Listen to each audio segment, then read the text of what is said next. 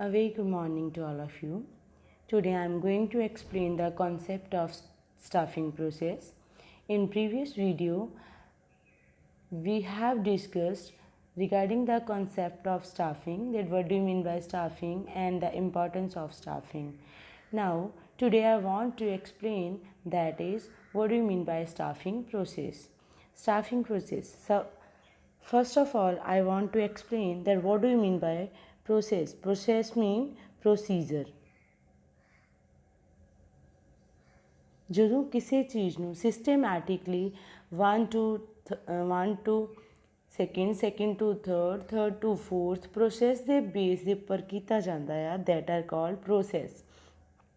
And staffing process, ਜਦੋਂ ਅਸੀਂ staff ਨੂੰ ਚੂਜ਼ ਕਰਨਾ ਹੁੰਦਾ ਆ ਫॉर द ਆਰਗੇਨਾਈਜੇਸ਼ਨ ਕਿ ਉਹ ਆਪਣੀ ਆਰਗੇਨਾਈਜੇਸ਼ਨ ਦੇ ਵਿੱਚ ਪ੍ਰੋਪਰ ਵੇ ਦੇ ਨਾਲ ਵਰਕ ਕਰਨ, ਅਤੇ ਜਿਸ ਸਟੈਪ ਦੇ ਥਰੂ ਹੋ ਕੇ ਅਸੀਂ ਜਾਂਦੇ ਹਾਂ, that R called staffing process. First of all ਸਭ ਤੋਂ ਪਹਿਲਾਂ ਬੇਟੇ ਸਾਨੂੰ ਕੀ ਕਰਨਾ ਪੈਂਦਾ ਆ, ਜਦੋਂ ਸਾਨੂੰ ਪਤਾ ਹੁੰਦਾ ਕਿ ਸਾਨੂੰ ਸਟਾਫ ਦੀ ਰਿਕੁਆਇਰਮੈਂਟ ਹੈਗੀ ਆ, ਫਸਟ ਆਫ ਆਲ ਅਸੀਂ ਆਪਣੇ ਐਕਸਟਰਨਲ ਅਤੇ ਇੰਟਰਨਲ ਸੋਰਸਿਸ ਤੋਂ ਦੇਖਦੇ ਹਾਂ ਕਿ ਸਾਨੂੰ ਕਿੰਨੇ ਪੀਪਲਸ ਚਾਹੀਦੇ ਆ, ਅਤੇ ਅਸੀਂ ਪਲਾਨ ਕਰਦੇ ਹਾਂ ਆਪਣੇ ਹਿਊਮਨ ਰਿਸੋਰਸ ਦਾ, ਜਿਹਨੂੰ ਕਹਿੰਦੇ ਮੈਨ ਪਾਵਰ ਰਿਕੁਆਇਰਮੈਂਟ, ਕਿ ਸਾਨੂੰ ਕਿੰਨੇ ਹਿਊਮਨਸ ਜਿਹੜੇ ਆ ਵਰਕਿੰਗ ਵਾਸਤੇ ਆਰਗੇਨਾਈਜੇਸ਼ਨ ਦੇ ਵਿੱਚ ਚਾਹੀਦੇ ਆ. ਦੈਨ ਅਸੀਂ ਉਹਨਾਂ ਦੇ ਰਿਗਾਰਡਿੰਗ ਰਿਕਰੂਟਮੈਂਟ ਕਰਦੇ ਹਾਂ. ਅਸੀਂ ਬਹੁਤ ਸਾਰੇ ਫਾਰਮ ਜਿਹੜੇ ਆ ਫਿਲ ਕਰਨ ਵਾਸਤੇ ਆਰਗੇਨਾਈਜੇਸ਼ਨ ਨੂੰ ਦਿੰਦੇ ਹਾਂ, ਪੀਪਲਸ ਦੇ ਵਿੱਚ ਡਿਵਾਈਡ ਕਰਦੇ ਹਾਂ according to the qualification and experience. Peoples ਜਿਹੜੇ ਆ ਉਹਨਾਂ ਨੂੰ ਫਿਲ ਕਰਦੇ ਨੇ. Then we can select from those application.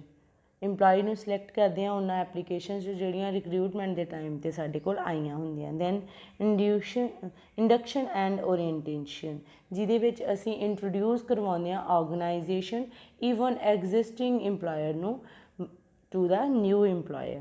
Training and development, ਫਿਰ ਅਸੀਂ ਉਹਨਾਂ ਦੇ ਟ੍ਰੇਨਿੰਗ ਡਿਵੈਲਪਮੈਂਟ ਪ੍ਰੋਗਰਾਮ ਜਿਹੜੇ ਆ, ਚਾਹੇ ਉਹ ਆਰਗੇਨਾਈਜੇਸ਼ਨ ਦੇ ਵਿੱਚ ਹੋਣ ਚਾਹੇ ਆਊਟਸਾਈਡ ਦਾ ਆਰਗੇਨਾਈਜੇਸ਼ਨ ਹੋਣ, ਡਿਸਾਈਡ ਕਰਦੇ ਹਾਂ. ਦੈਨ ਅਸੀਂ ਵੇਖਦੇ ਹਾਂ ਕਿ ਉਹਨਾਂ ਦੀ ਪਰਫੋਰਮੈਂਸ ਕਿਵੇਂ ਰਹੀ, ਅਤੇ ਫਿਰ ਅਸੀਂ ਇੰਪਲੋਇਮੈਂਟ ਦਾ ਡਿਸੀਜ਼ਨ ਲੈਂਦੇ ਹਾਂ ਕਿ ਇਹਨਾਂ ਨੂੰ ਪ੍ਰੋਪਰ ਵੇ ਦੇ ਨਾਲ ਇੰਪਲੋਇਮੈਂਟ ਦਿੱਤੀ ਜਾਏਗੀ ਕਿ ਨਹੀਂ. Okay, so let us start from the first process of the staffing, that is a estimating manpower requirement, ਜਿਹਦੇ ਵਿੱਚ ਸਭ ਤੋਂ ਪਹਿਲਾਂ ਅਸੀਂ ਵੇਖਦੇ ਹਾਂ ਕਿ ਅਸੀਂ ਐਸਟੀਮੇਟ ਲਗਾਉਂਦੇ ਹਾਂ ਕਿ ਕਿੰਨਾ ਸਾਨੂੰ ਪਰਸਨ ਜਿਹੜੇ ਆ ਸਾਡੀ ਆਰਗੇਨਾਈਜੇਸ਼ਨ ਦੇ ਵਿੱਚ ਵਰਕਿੰਗ ਵਾਸਤੇ ਚਾਹੀਦੇ ਨੇ. Like it means finding out number and type of employee needed in the organization. ਇਹਦਾ ਮਤਲਬ ਹੁੰਦਾ ਹੈ ਕਿ ਤੁਸੀਂ ਨੰਬਰ ਆਫ ਪੀਪਲਸ ਦੇ ਫਾਈਂਡ ਕਰਨੇ ਆ ਕਿ ਕਿੰਨੇ ਨੰਬਰ ਆਫ ਇੰਪਲੋਈ ਸਾਨੂੰ ਆਰਗੇਨਾਈਜੇਸ਼ਨ ਦੇ ਵਿੱਚ ਚਾਹੀਦੇ ਆ, ਬਟ ਤੁਸੀਂ ਇਹ ਵੀ ਵੇਖੋਗੇ ਕਿ ਕਿਸ ਟਾਈਪ ਦੇ ਇੰਪਲੋਈ ਸਾਨੂੰ ਚਾਹੀਦੇ ਆ. ਇਨ ਸਕੂਲ ਅਸੀਂ ਇਹ ਨਹੀਂ ਕਿ ਸਾਡੇ ਕੋਲ ਆਰਟਸ ਦੇ ਟੀਚਰ ਹੈਗੇ ਅਤੇ ਦੁਬਾਰਾ ਅਸੀਂ ਨੰਬਰ ਆਫ ਇੰਪਲੋਈ ਇਨਕਰੀਜ਼ ਕਰਨ ਵਾਸਤੇ ਆਰਟਸ ਦੇ ਟੀਚਰ ਹੀ ਰੱਖ ਲਈਏ. ਨੋ, ਸਾਨੂੰ ਜੇ ਸਬਜੈਕਟ ਦੇ ਨਾਲ ਰਿਲੇਟਡ ਟੀਚਰ ਚਾਹੀਦੇ ਹੋਣਗੇ, ਟਾਈਪ ਆਫ ਇੰਪਲਾਈ, ਉਸੇ ਤਰੀਕੇ ਦੇ ਹੀ ਅਸੀਂ ਇੰਪਲੋਈ ਜਿਹੜੇ ਆ ਆਰਗੇਨਾਈਜੇਸ਼ਨ ਦੇ ਵਿੱਚ ਰਿਕਰੂਟਮੈਂਟ ਉਹਨਾਂ ਦੀ ਕਰਾਂਗੇ. Then second, it is not only to find out number of people needed but also the type of people.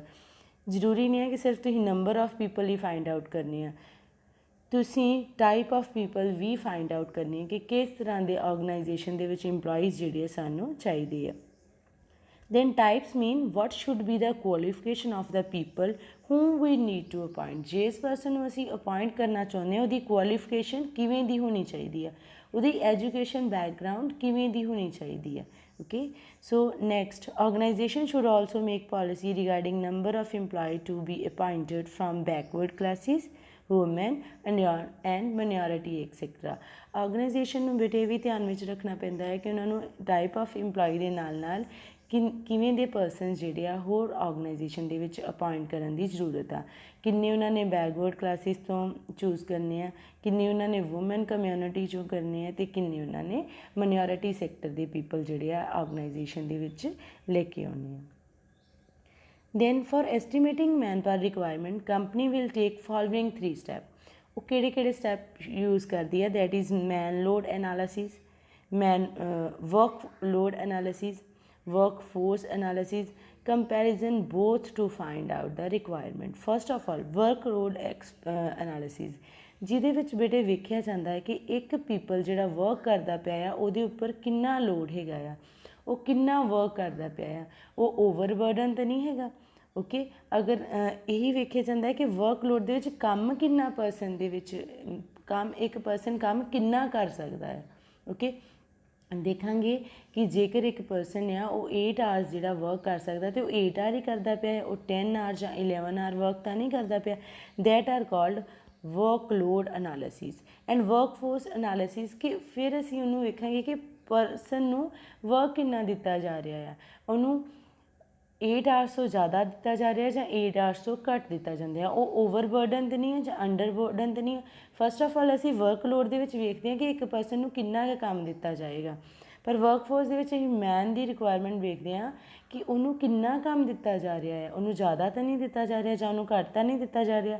Then ਅਸੀਂ ਕੀ ਕਰਦੇ ਹਾਂ, ਕੰਪੇਅਰਿੰਗ ਬੋਥ ਟੂ ਫਾਈਂਡ ਆਊਟ ਰਿਕੁਆਇਰਮੈਂਟ। ਫਿਰ ਅਸੀਂ ਦੋਨਾਂ ਨੂੰ ਕੰਪੇਅਰ ਕਰਦੇ ਹਾਂ ਕਿ ਇੰਨੇ ਸਾਡੇ ਕੋਲ ਇੰਪਲੋਈ ਹੈਗੇ ਨੇ, ਇੰਨੇ 8 ਆਵਰ ਵਰਕ ਕਰਦੇ ਪਏ ਨੇ, ਇੰਨੇ ਜ਼ਿਆਦਾ ਆਰ ਵਰਕ ਕਰਦੇ ਪਏ ਨੇ। ਹੁਣ ਜਿਹੜੇ ਜ਼ਿਆਦਾ ਆਰ ਵਰਕ ਕਰਦੇ ਪਏ ਨੇ ਉਹਨਾਂ ਪੀਪਲ ਦੇ ਕੰਮ ਨੂੰ ਰਿਡਿਊਸ ਕਰਨ ਵਾਸਤੇ ਅਸੀਂ ਕੰਪੈਰੀਜ਼ਨ ਕਰਦੇ ਹਾਂ, ਸੋ ਦੈਟ ਸਾਨੂੰ ਪਤਾ ਚੱਲ ਸਕੇ ਕਿ ਸਾਨੂੰ ਸਾਡੀ ਆਰਗੇਨਾਈਜੇਸ਼ਨ ਦੇ ਵਿੱਚ ਕਿੰਨੇ ਪੀਪਲ ਜਿਹੜੇ ਉਹ ਰਿਕੁਆਇਰਡ ਹੈਗੇ ਨੇ। Okay, so that R the 3 steps which a company take at the time of estimating manpower requirement. So next process, that is a recruitment. Recruitment means when person apply for the job position. Okay, so it is process of inducing the people to apply for the job in the organization. एक वो process ਹੁੰਦਾ ਹੈ ਜਿਹਦੇ ਵਿੱਚ ਅਸੀਂ ਬਹੁਤ ਸਾਰੇ peoples ਨੂੰ ਦੇਖਣਾ ਹੁੰਦਾ ਆ ਜਿਹੜੇ ਕਿ ਜੌਬ ਆਰਗੇਨਾਈਜੇਸ਼ਨ ਦੇ ਵਾਸਤੇ ਜੌਬ ਆਰਗੇਨਾਈਜੇਸ਼ਨ ਵਿੱਚ ਜੌਬ ਵਾਸਤੇ ਅਪਲਾਈ ਕਰਦੇ ਨੇ। Manager try that more and more people should apply the job.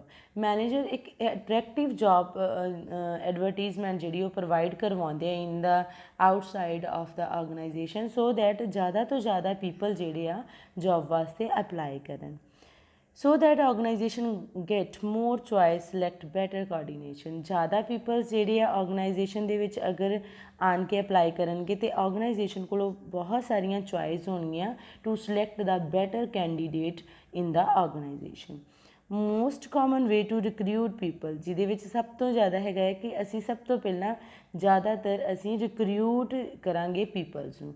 Recruit ਕਰਾਂਗੇ ਮਤਲਬ ਬਹੁਤ ਸਾਰੇ ਐਪਲੀਕੇਸ਼ਨ ਫਾਰਮਸ ਜਿਹੜੇ ਆ ਉਹ ਪੀਪਲਸ ਨੂੰ ਫਿਲ ਕਰਨ ਵਾਸਤੇ ਦੇਵਾਂਗੇ ਜਿਹਦੇ ਵਿੱਚ ਨੰਬਰ ਆਫ ਇੰਪਲੋਈਜ਼ ਜਿਹੜੇ ਜ਼ਿਆਦਾ ਹੋਣਗੇ ਅਤੇ ਆਪਣੀ ਕੁਆਲੀਫਿਕੇਸ਼ਨ ਐਕਸਪੀਰੀਅੰਸ ਸ਼ੋਅ ਕਰਦੇ ਹੋਏ ਸਾਨੂੰ ਬਹੁਤ ਸਾਰੀਆਂ ਐਪਲੀਕੇਸ਼ਨ ਜਿਹੜੀਆਂ ਉਹ ਫਿਲ ਕਰਕੇ ਦੇਣਗੇ। ਥਰੂ ਐਡਵਰਟੀਜ਼ਮੈਂਟ ਐਂਡ ਮੈਨੀ job Sikar after reading advertisement apply for job. Most common way to recruit people through advertisement.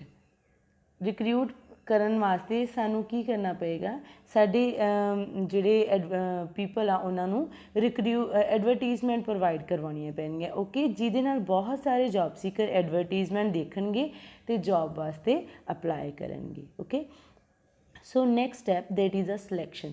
Recruit ਤਾਂ ਅਸੀਂ ਕਰ ਲਏ ਇੰਪਲੋਈ, ਬਹੁਤ ਸਾਰੇ ਫਾਰਮ ਜਿਹੜੇ ਉਹਨਾਂ ਨੂੰ ਦਿੱਤੇ, ਐਡਵਰਟਾਈਜ਼ਮੈਂਟ ਦਿੱਤੀਆਂ ਸੋ ਦੈਟ ਜ਼ਿਆਦਾ ਪੀਪਲਸ ਨੂੰ ਪਤਾ ਚੱਲੇ ਕਿ ਸਾਨੂੰ ਆਰਗੇਨਾਈਜੇਸ਼ਨ ਦੇ ਵਿੱਚ ਇੰਪਲੋਈ ਰਿਕੁਆਇਰਡ ਨੇ ਅਤੇ ਉਹ ਉਹਨਾਂ ਜੌਬਸ ਨੂੰ ਕੀ ਕਰਨਗੇ, ਫਿਲ ਕਰਨਗੇ ਕਿ ਸਾਨੂੰ ਵੀ ਜੌਬ ਦੀ ਜ਼ਰੂਰਤ ਆ। ਓਕੇ, ਉਸ ਤੋਂ ਬਾਅਦ ਬੇਟੇ ਕੀ ਹੁੰਦਾ, selection. Selection means choose the right people at the right place. ਇਹ ਨਹੀਂ ਕਿ ਅਸੀਂ ਬਹੁਤ ਸਾਰੇ ਇੰਪਲੋਈ ਦੇ ਵਿੱਚੋਂ ਕੋਈ ਵੀ ਪਰਸਨ ਜਿਹੜਾ ਉਹਨੂੰ ਸਿਲੈਕਟ ਕਰ ਲਾਂਗੇ ਜਿਹਦੀ ਕੁਆਲੀਫਿਕੇਸ਼ਨ ਵਧੀਆ ਹੋਏਗੀ। ਨੋ, ਸਾਨੂੰ ਜਿਸ ਟਾਈਪ ਦਾ ਪੀਪਲ ਚਾਹੀਦਾ ਅਸੀਂ ਉਸੇ ਹੀ ਟਾਈਪ ਦਾ ਪੀਪਲ ਜਿਹੜਾ ਆ ਉਹਨੂੰ ਆਪਣੇ ਆਰਗੇਨਾਈਜੇਸ਼ਨ ਦੇ ਵਿੱਚ ਸਿਲੈਕਟ ਕਰਾਂਗੇ। It refer to choosing the most suitable candidate to fill the vacant position. ਇਹ ਰੈਫਰ ਕਰਦਾ ਹੈ ਕਿ ਮੋਸਟ ਸੂਟੇਬਲ ਕੈਂਡੀਡੇਟ ਜਿਹੜਾ ਉਹ ਵੇਕੈਂਟ ਜੋਬ ਵਾਸਤੇ ਰੱਖਿਆ ਜਾਵੇ। ਓਕੇ, ਅਗਰ ਆਰਗੇਨਾਈਜੇਸ਼ਨ ਦੇ ਵਿੱਚ ਮਾਰਕੀਟਿੰਗ ਮੈਨੇਜਰ ਦੀ ਜ਼ਰੂਰਤ ਆ ਅਤੇ ਅਸੀਂ ਸੇਲਸ ਮੈਨੇਜਰ ਜਾਂ ਐਡਵਰਟੀਜ਼ਮੈਂਟ ਮੈਨੇਜਰ ਨਹੀਂ ਰੱਖਾਂਗੇ।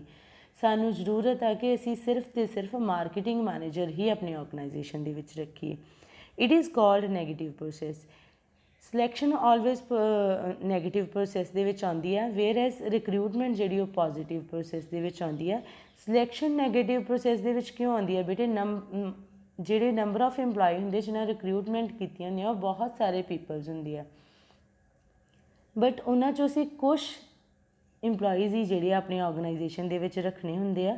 ਓਕੇ, ਮਤਲਬ ਅਸੀਂ ਸਿਲੈਕਟ ਘੱਟ ਪੀਪਲ ਕਰਦੇ ਹਾਂ ਅਤੇ ਰਿਕਰੂਟ ਜ਼ਿਆਦਾ ਪੀਪਲ ਕਰਦੇ ਆ। Okay, so that's why we can say that selection is a negative process.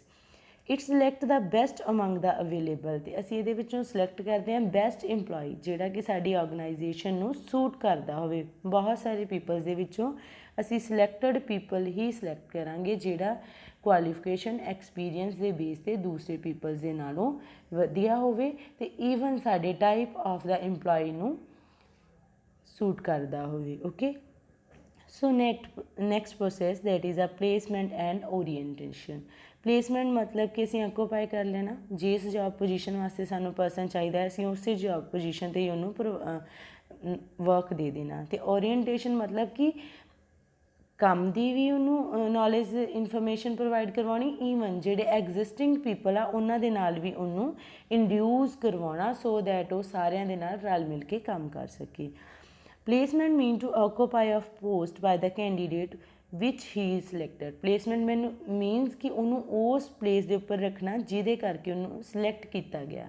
Okay, and orientation refer to introducing of new employee to the existing employee in the large organisation. ਬਹੁਤ ਸਾਰੀ large organisation ਦੇ ਵਿੱਚ introduce ਕਰਵਾਉਣਾ ਨਵੇਂ employee ਨੂੰ with existing employee so that ਕਿ ਉਹ ਆਪਣਾ ਵਰਕ ਜਿਹੜਾ ਆ ਉਹਨਾਂ ਦੇ ਨਾਲ ਫਰੈਂਡਲੀ ਕਰ ਸਕੇ ਅਤੇ ਉਹਨੂੰ ਉਹਨਾਂ ਦੀ ਵੀ ਨੌਲੇਜ ਹੋਵੇ, ਈਵਨ ਆਰਗੇਨਾਈਜੇਸ਼ਨ ਦੀ ਵਰਕ ਦੀ ਨੌਲੇਜ ਵੀ ਪ੍ਰੋਵਾਈਡ ਕਰਵਾਉਣ ਨੂੰ ਓਰੀਐਂਟੇਸ਼ਨ ਕਹਿੰਦੇ ਆ। Okay, so next step that is ਆ ਟ੍ਰੇਨਿੰਗ ਐਂਡ ਡਿਵੈਲਪਮੈਂਟ। ਜਦੋਂ ਅਸੀਂ ਆਪਣਾ ਇੰਪਲੋਈ ਜਿਹੜਾ ਬੇਟੇ ਉਹਨੂੰ ਪਲੇਸ ਕਰ ਦਿੱਤਾ ਇੱਕ ਪਲੇਸ ਦੇ ਉੱਪਰ ਜਿਹਦੇ ਵਾਸਤੇ ਅਸੀਂ ਉਹਨੂੰ ਸਿਲੈਕਟ ਕੀਤਾ ਸੀ, ਉਸ ਤੋਂ ਬਾਅਦ ਅਸੀਂ ਉਹਦੇ ਵਾਸਤੇ ਬਹੁਤ ਸਾਰੇ ਪ੍ਰੋਗਰਾਮ ਜਿਹੜੇ ਆ ਉਹ ਪ੍ਰੋਵਾਈਡ ਕਰਵਾਵਾਂਗੇ like training and development so that ਕਿ ਉਹ ਜਿਹੜਾ ਫਰੈਸ਼ਰ ਪਰਸਨ ਆ ਜਾਂ ਉਹ ਦੂਸਰੀ ਆਰਗੇਨਾਈਜੇਸ਼ਨ ਤੋਂ ਆਇਆ ਹੋਇਆ ਉਹਨੂੰ ਸਾਡੀ ਆਰਗੇਨਾਈਜੇਸ਼ਨ ਦੇ ਰੂਲ ਰੈਗੂਲੇਸ਼ਨਸ ਦਾ ਪਤਾ ਚੱਲ ਜੇ, ਕਿਵੇਂ ਇੱਥੇ ਇੰਪਲੋਈਜ਼ ਵਰਕ ਕਰਦੇ ਪਏ ਨੇ ਉਹਨਾਂ ਦਾ ਪਤਾ ਚੱਲ ਜੇ, ਈਵਨ ਉਹ ਆਪਣੀ ਪਰਸਨੈਲਿਟੀ ਜਿਹੜੀ ਆ ਉਹਨੂੰ ਡਿਵੈਲਪ ਕਰ ਪਾਏ।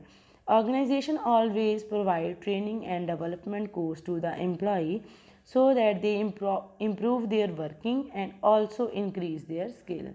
ਉਹਨੂੰ ਟ੍ਰੇਨਿੰਗ ਡਿਵੈਲਪਮੈਂਟ ਇਸ ਕਰਕੇ ਪ੍ਰੋਵਾਈਡ ਕਰਵਾਈ ਜਾਂਦੀ ਹੈ ਸੋ ਦੈਟ ਕਿ ਆਪਣੀ ਵਰਕਿੰਗ ਨੂੰ ਵੀ ਇੰਪਰੂਵ ਕਰ ਪਾਵੇ ਅਤੇ ਆਪਣੀਆਂ ਸਕਿੱਲਸ ਨੂੰ ਵੀ ਇੰਪਰੂਵ ਕਰ ਪਾਵੇ with the help of training by running the organization. Organization may arrange training in the organization and also in outside the working house। Organization ਜਿਹੜੀ ਆ ਉਹ ਟ੍ਰੇਨਿੰਗ ਹਮੇਸ਼ਾ ਅਰੇਂਜ ਕਰ ਸਕਦੀ ਹੈ in between the organization and also outside the working house। Okay, so ਉਹ methods of training ਦੇ ਵਿੱਚ ਆਉਂਦਾ ਆ ਬੇਟੇ ਕਿ ਔਨ ਦਾ ਜੋਬ ਟ੍ਰੇਨਿੰਗ ਕਿਹੜੀਆਂ ਹੁੰਦੀਆਂ ਨੇ ਅਤੇ ਆਫ ਦਾ ਜੋਬ ਟ੍ਰੇਨਿੰਗ ਕਿਹੜੀਆਂ ਹੁੰਦੀਆਂ ਨੇ। Okay, so on the job training ਕਿਹੜੀਆਂ ਹੁੰਦੀਆਂ ਜਿਹੜੀਆਂ ਜੋਬ ਕਰਦੇ ਵਕਤ ਸਾਨੂੰ ਟ੍ਰੇਨਿੰਗ ਜਿਹੜੀ ਪ੍ਰੋਵਾਈਡ ਕਰਵਾਈ ਜਾਂਦੀ, but of the job training ਜਦੋਂ ਸਾਨੂੰ ਇਨਵਾਇਰਮੈਂਟ ਅਤੇ ਜੋਬ ਪੋਜੀਸ਼ਨ ਵਰਗਾ ਹੀ ਦਿੱਤਾ ਜਾਂਦਾ ਆ ਬਟ ਉਹਦੇ ਵਿੱਚ ਜੋਬ ਨਹੀਂ ਚੱਲਦੀ ਪਈ ਹੁੰਦੀ, ਅਸੀਂ ਸਿਰਫ ਅਤੇ ਸਿਰਫ ਆਪਣੇ ਬਿਹਾਫ 'ਤੇ ਟ੍ਰੇਨਿੰਗ ਜਿਹੜੀ ਉਹ ਲੈਂਦੇ ਹਾਂ। ਸੋ ਇਹ ਸੀਗੇ ਬੇਟੇ ਤੁਹਾਡੇ ਪ੍ਰੋਸੈਸ ਆਫ ਸਟਾਫਿੰਗ।